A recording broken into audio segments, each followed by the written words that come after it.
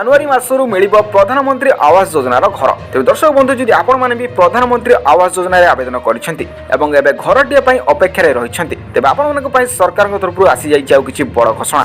ଖୁବ୍ ଶୀଘ୍ର ଆପଣମାନଙ୍କୁ ମଧ୍ୟ ମିଳିବାକୁ ଯାଉଛି ଟଙ୍କା ଆଉ ଆପଣମାନଙ୍କ ଘର କାମକୁ ମଧ୍ୟ ଆରମ୍ଭ କରିପାରିବେ। ତେବେ ଏ ନେଇ ସରକାରଙ୍କ ତରଫରୁ କ'ଣ ଦିଆଯାଇଛି ଅପଡେଟ୍ ଯେ ଆପଣମାନେ ଏହି ଭିଡ଼ିଓରେ ଜାଣିବାକୁ ପାଇଯିବେ। ସେଥିପାଇଁ ଭିଡ଼ିଓଟିକୁ ଶେଷ ପର୍ଯ୍ୟନ୍ତ ଦେଖନ୍ତୁ। ବାସ୍ ତା ପୂର୍ବରୁ ଭିଡ଼ିଓକୁ ଲାଇକ୍ କରନ୍ତୁ, ଚ୍ୟାନେଲରେ ନୂଆ ଥିଲେ ଏବେ ହିଁ ଚ୍ୟାନେଲକୁ ସବସ୍କ୍ରାଇବ୍ କରନ୍ତୁ ଏବଂ ପାଖରେ ଥିବା ବେଲ୍ ଆଇକନକୁ ଦବାଇ ଦିଅନ୍ତୁ। ଯେମିତିକି ଆପଣମାନେ ଜାଣିଥିବେ ପୂର୍ବରୁ ମଧ୍ୟ ସରକାର ନଭେମ୍ବର ମାସରେ ଘର ମିଳିବା ନେଇ ସୂଚନା ମଧ୍ୟ ଦେଇଥିଲେ, କିନ୍ତୁ କୁହାଯାଉଛି କି ଠିକ୍ ସମୟରେ ସର୍ଭେ ଶେଷ ନ ହୋଇଥିବାରୁ ଏ ଘରଗୁଡ଼ିକ ମଧ୍ୟ ମିଳିପାରି ନଥିଲା। କିନ୍ତୁ ଦେଖିବାକୁ ଗଲେ ଏବେ ମଧ୍ୟ ସମସ୍ତ ପ୍ରକାର ସର୍ଭେ ଗୁଡ଼ିକ ଶେଷ ହୋଇଛି ଏବଂ କୁହାଯାଉଛି ଆସନ୍ତା ଜାନୁଆରୀ ମାସରୁ ସରକାର ମଧ୍ୟ ଏହାର ଏକ ନୂଆ ଲିଷ୍ଟ ଜାରି କରିବେ। ଆଉ ଲିଷ୍ଟରେ ଯେଉଁମାନଙ୍କର ନାଁ ଆସିବ ସେମାନେ ସୁନିଶ୍ଚିତ ହେବେ କି ସେମାନଙ୍କୁ ଆପ୍ରୁଭ୍ କରାଗଲା ଆଉ ସେମାନଙ୍କ ଖାତାରେ ଟଙ୍କା ଜମା ହେବା ପରେ ସେମାନେ ମଧ୍ୟ ନିଜର ଘର କାମକୁ ଆରମ୍ଭ କରିପାରିବେ। ଏହାଛଡ଼ା ଆବାସ ଯୋଜନା 2.0ରେ ଏ ପର୍ଯ୍ୟନ୍ତ ପ୍ରାୟ 1 କୋଟିରୁ ଉର୍ଦ୍ଧ୍ୱ ଘର ଆବେଦନ କରାଯାଇଛି ଏବଂ ଏବେ ହିତାଧିକାରୀମାନେ ଚାହିଁ ବସିଛନ୍ତି କେବେ ସେମାନଙ୍କର ଆସିବ ୱାର୍କ ଅର୍ଡର ଆଉ ସେମାନେ ନିଜର ଘର କାମକୁ ଆରମ୍ଭ କରିପାରିବେ। ତେବେ ଦେଖା ହେବା ଗୋଟେ ଭିଡ଼ିଓରେ, ସେ ପର୍ଯ୍ୟନ୍ତ ରହିଲି। ଜୟ ଜଗନ୍ନାଥ।